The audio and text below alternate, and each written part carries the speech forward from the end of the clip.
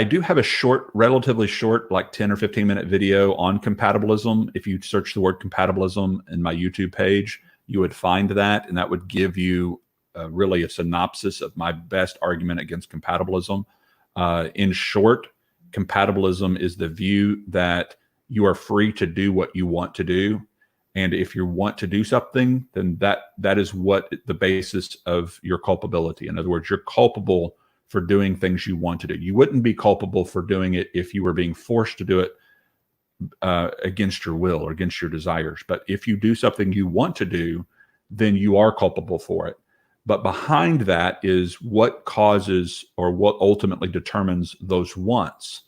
And on Calvinism, that's God's decree. God decrees what you will want to do in any given situation. So I don't think that forms a significant or sufficient basis on which to hold people accountable. If I somehow could control your wants through secondary means, even if I could somehow be in control of what you want to do in any given situation, then if I made you want to do something evil and you did that evil thing, and a jury of your peers found out that I was somehow controlling what you wanted to do, then you and I both intuitively know that I would be the one found guilty, not you, because it's just obvious that whoever's controlling the wanter, the desires of another individual, is ultimately the one culpable for that individual's desires and choices.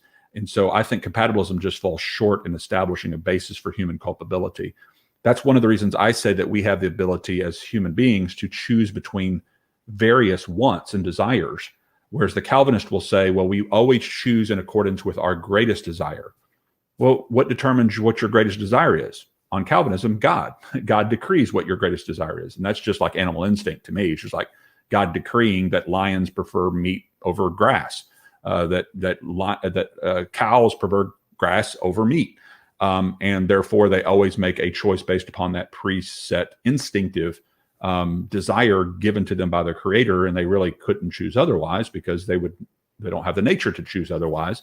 That is just determinism. That's just animal instinct. That's not real choice in my estimation. So for a choice to be free, I don't think it just has to be within the control. In other words, the factors have to be within the agent's control in order for somebody to be culpable for their choices and actions.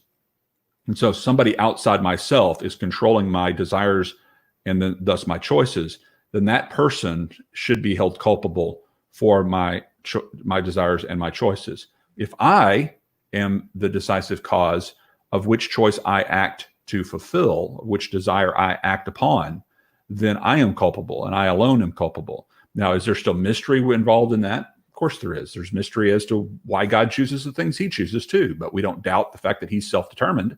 So I don't think there's any reason for us to doubt that he can create self-determined creatures. And so the cause of an action is the actor. The cause of a choice is the chooser. And I leave it at that. I don't try to go beyond that in philosophical speculation as to what determines the determiner to determine. I think that's question begging. And so I don't think that we need to go there.